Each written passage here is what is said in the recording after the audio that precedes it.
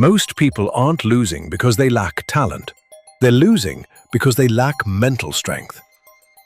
We scroll, we compare, we envy, and then we wonder why we feel stuck. The truth is uncomfortable.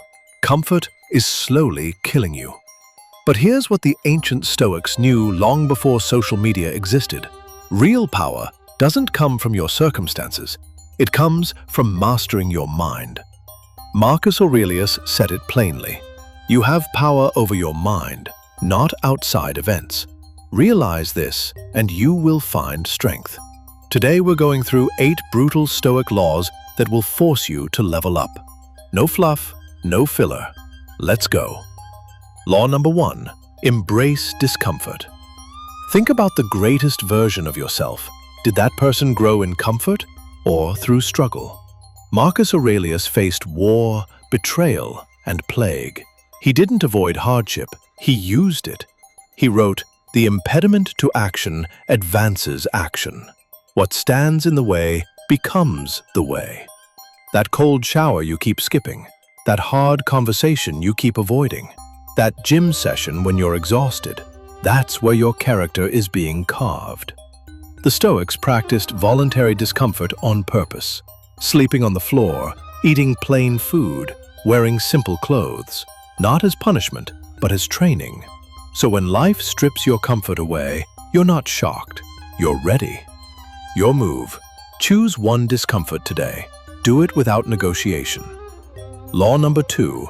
Master your emotions. Epictetus, a former slave, said this. Any person capable of angering you becomes your master. Let that land. Every time you snap at a rude comment, every time a bad driver ruins your morning, every time one text left unread destroys your day, you have handed someone else the keys to your mind. Stoicism doesn't ask you to kill your emotions. It asks you to observe them before you act on them. Feel the anger. Don't become the anger. Feel the fear. Move through it anyway. That pause between trigger and response, that's your power. Law number 3. Stop expecting fairness. You worked hard. Someone less qualified got the promotion. You loved deeply. They walked away. You did the right thing. It still cost you. Here's the Stoic truth. Life doesn't owe you fairness. This isn't cynicism. This is liberation. The average person waits for the world to be fair. The Stoic builds themselves so strong that it doesn't matter if it isn't. Seneca said it clearly.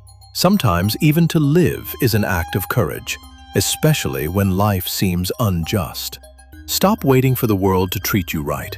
Start treating yourself right, regardless of how the world behaves. That's radical responsibility, and it's the only move that actually works. Law number 4. Control what you can. Release the rest. There are things within your control. Your thoughts, your choices, your effort, your response. And there are things outside your control. Other people's opinions, luck, outcomes, timing. Most people spend 90% of their energy on the second category and wonder why they feel powerless. The Stoic grabs the wheel and navigates the storm. He doesn't scream at the wind. Every time anxiety hits, ask yourself one question. Is this within my control? If yes, act. If no, release it. Simple, hard, transformative. Law number 5. Detach from outcomes. Here's the trap. We tie our worth to results. No visible progress after a week, we quit. A project flops, we feel worthless. Someone leaves, we collapse. The Stoic flips this entirely.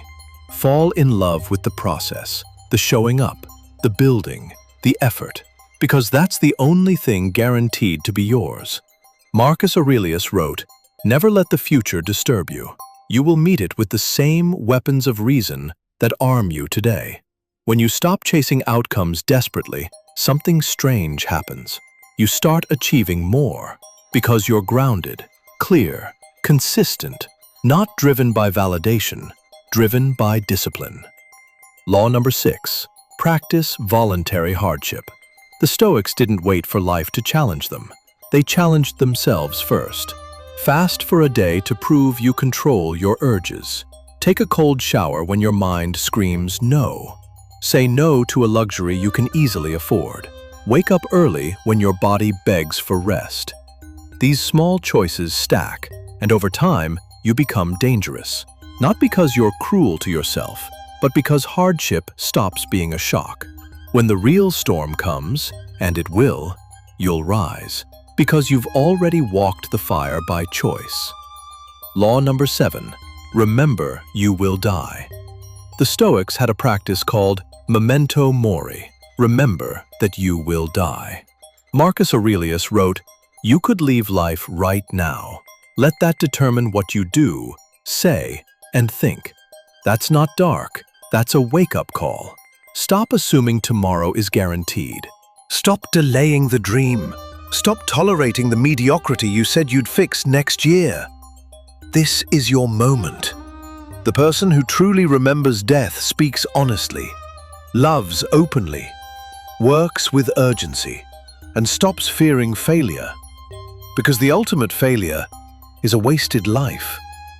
Live like you're on borrowed time, because you are. Law number 8. Live for virtue, not approval.